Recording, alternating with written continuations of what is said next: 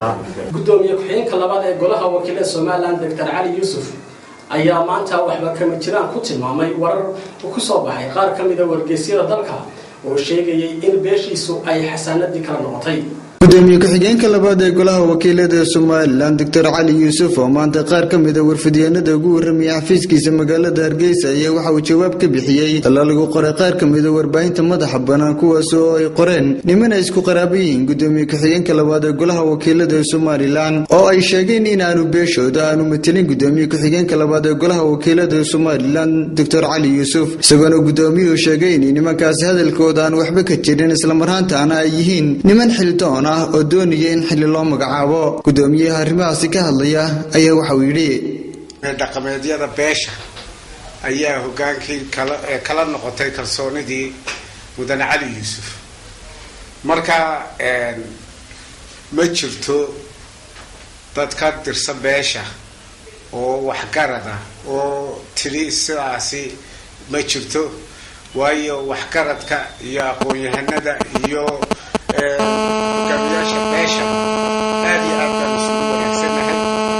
أرنتاسي نكلي أيام نكا قرينا وحويان وأن دولته وشقية وزارة الرماء وكذا كالشقية وعلى حسن حوالي الليلان ورناهانتي نين آدو فضوضة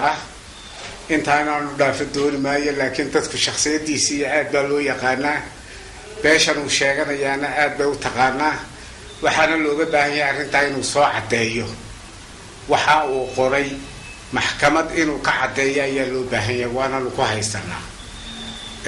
midda labaad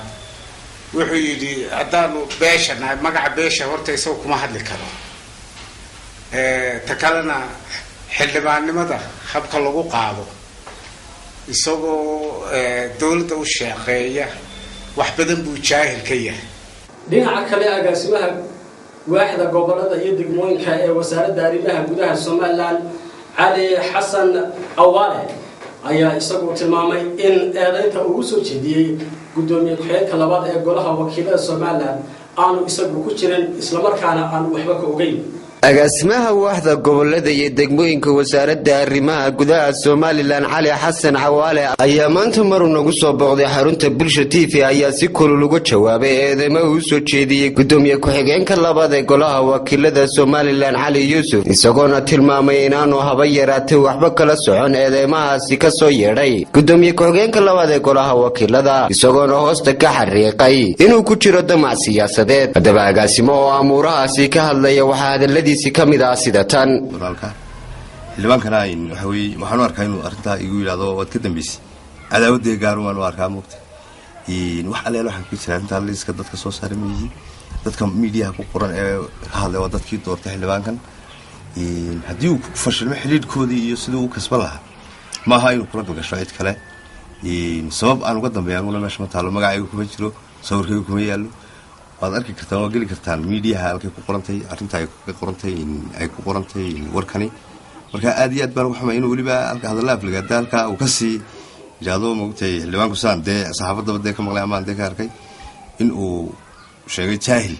yani jaahilka aqoonta waxa qofku waxa isagu de iskuul lagu daro nama bare hadduu isagu aqoon leeyahay marka uu xiriirkii reerkiisa ku fashilmay